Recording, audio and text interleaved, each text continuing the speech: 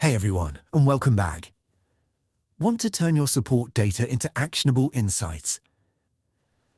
Let me show you how to create reports in Zendesk Explore. First, click the Explore icon in your dashboard. Click New and select Query. Choose your dataset. For support reports, select Support, Tickets. Add your metrics. Click Metrics and drag in ticket count, first reply time, or resolution time. Add your attributes. Click Columns and group by ticket created, day to see trends, or by assignee to see agent performance. Apply filters to narrow your data, like focusing on high-priority tickets only.